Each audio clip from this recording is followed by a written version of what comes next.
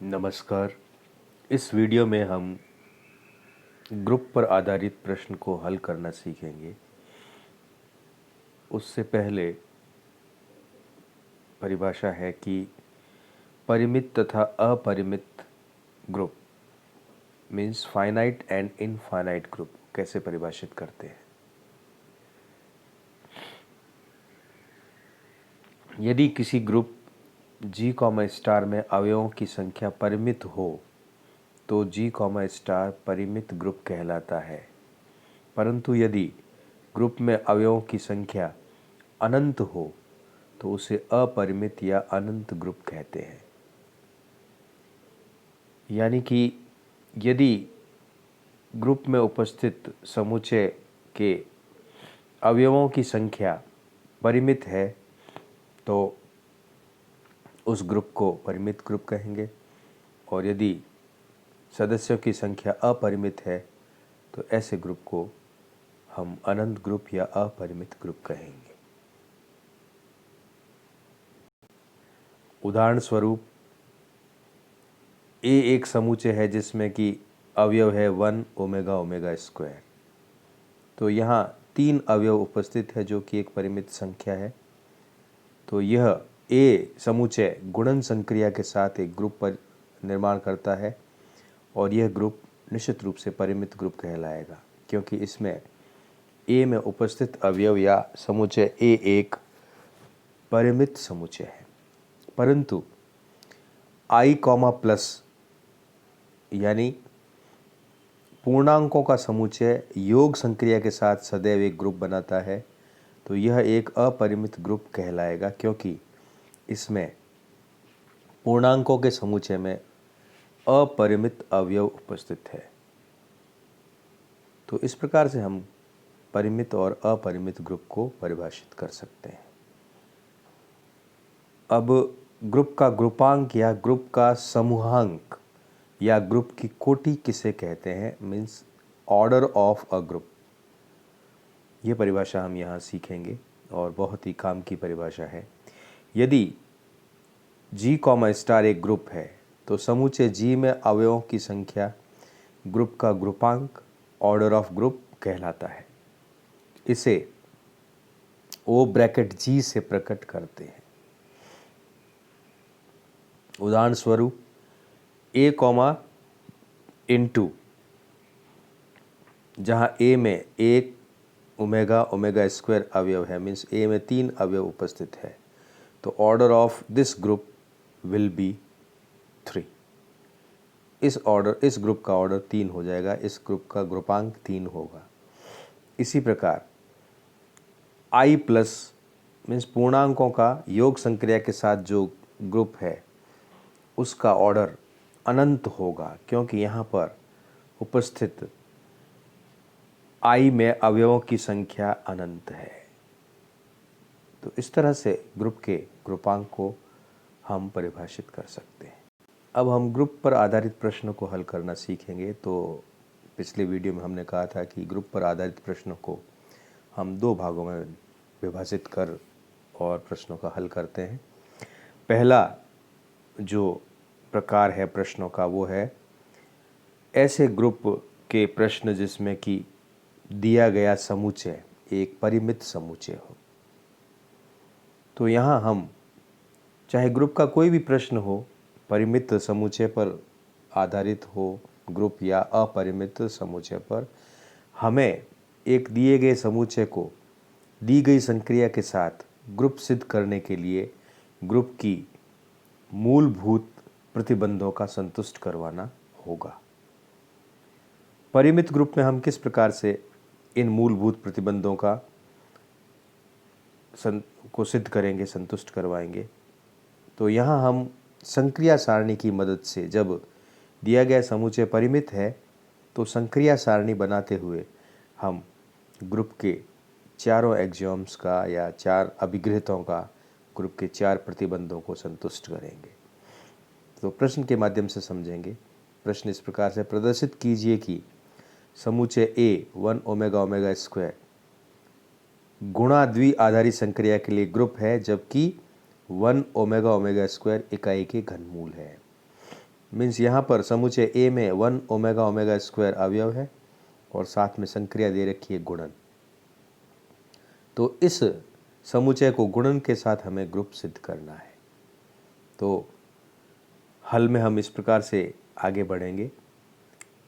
समुच्चय ए 1 omega omega square को गुणन संक्रिया के सापेक्ष समूह सिद्ध करने के लिए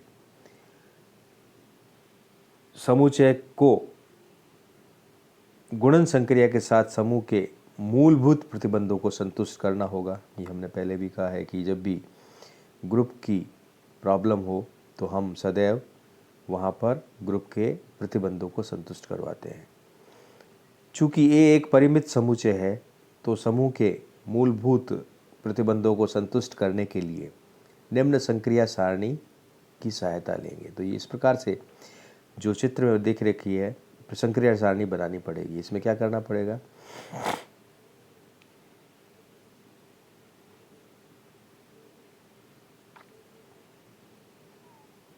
कि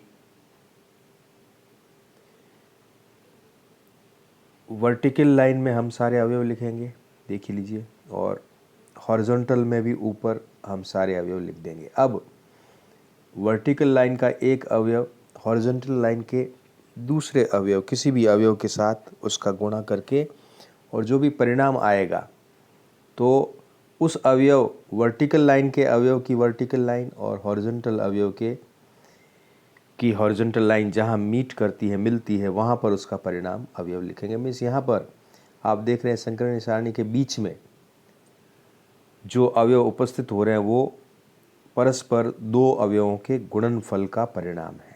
इस प्रकार से संक्रिया सारणी बना लेंगे।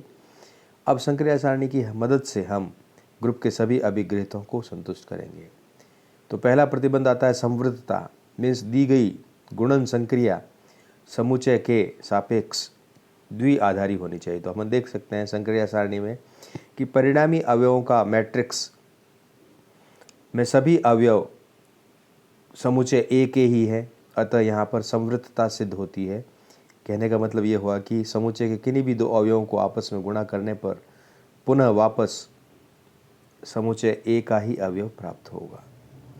फिर सहचर्यता को सिद्ध करेंगे। तो हम जानते हैं समुच्चय ए सम्मिश्र संख्याओं का ही उपसमुच्चय है और सम्मिश्र संख्याओं हमेशा गुणन संक्रिया के लिए सहचर्यता का पालन करती है। तो यहाँ पर हम एक स्थापित तथ्य से ही सहचर्यता को सिद्ध कर देंगे। तत्समक अवयव का अस्तित्व, तीसरा गुणधर्म। तो यहाँ संक्रिया सारणी में देखिए कि ऐसा कौन सा अवयव है जिसको किसी और अवयव से या उसी अवयव से गुणा करने पर हमें तत्समक अवयव मिले। तो यहाँ पर देख रहे हैं कि, और वैसे भी हम जानते हैं गुणन संक्रिया का तत्समक अवयव एक होता है और एक यहाँ समुच्चय का सदस्य, अतः यहाँ तत्समक अवयव का अस्तित्व सिद्ध हुआ। प्रतिलोम अवयव का अस्तित्व, इसमें हम सभी अवयव जो तीन अवयव उपस्थित है उनके प्रतिलोम अवयवों को प्राप्त करेंगे और यह भी सिद्ध करेंगे कि वो प्रतिलोम अवयव पुनः समुच्चय ए के ही सदस्य हैं। तो संक्रिया सारणी में देखिए कि संक्रिया सारणी में जहाँ जहाँ पर एक आ रहा है वो किन दो अवयवों के गुणनफल का परिणाम है। देखिए जैसे एग्जाम्पल के तौर पर एक को एक से गुणा करने पर एक प्राप्त होता है, ओमेगा को ओमेगा स्क्वायर से गुणा करने पर एक प्राप्त होता है और ओमेगा स्क्वायर को ओमेगा से गुणा करने पर एक प्राप्त होता है। अतः इस प्रकार से ये निष्कर्ष निकाला जा सकता है कि एक का इन्वर्स अवयव या प्रतिलोम अवयव एक है, ओमेगा का इन्वर्स अवयव या प्रतिलोम अवयव ओमेगा स्क्वायर है और ओमेगा स्क्वायर का इन्वर्स अवयव ओमेगा है। तो इस प्रकार से सभी अवयवों के प्रतिलोम अवयव भी पुनः समुच्चय ए के ही सदस्य है। तो इस तरह से हमने ग्रुप के चारों एक्सियोम्स इस दिए गए समुच्चय ए के लिए गुणन संक्रिया के साथ संतुष्ट किए। अतः ए समुच्चय ए गुणन संक्रिया के साथ एक परिमित ग्रुप का निर्माण करता है और इस ग्रुप का ग्रुपांक 3 होगा। नोट करने वाली बात यह है संक्रिया सारणी में परिणाम अवयवों का मैट्रिक्स यदि सममित मैट्रिक्स हो तो समुच्चय के अवयव संक्रिया सारणी के सापेक्ष क्रम विनिमेय होंगे। यहाँ संक्रिया सारणी के परिणामी अवयवों का मैट्रिक्स सममित है, अतः समुच्चय ए के अवयव गुणन संक्रिया के सापेक्ष क्रम विनिमेय है, अतः ए गुणन संक्रिया के साथ आबेली समूह बनाता है। तो गुणन संक्रिया के साथ ये समुच्चय आबेली समूह बना रहा है, क्योंकि यहाँ संक्रिया सारणी का जो परिणामी अवयवों का जो मैट्रिक्स है वो एक सममित मैट्रिक्स है। तो यहाँ संक्रिया सारणी से हम ये भी पता कर सकते हैं कि क्रम विनिमेयता समुच्चय के अवयवों में दिए गए संक्रिया के सापेक्ष उपस्थित है कि नहीं। तो इस तरह से सभी प्रश्नों को जो कि परिमित समुच्चय पर आधारित है उनको हल करेंगे। Thank you.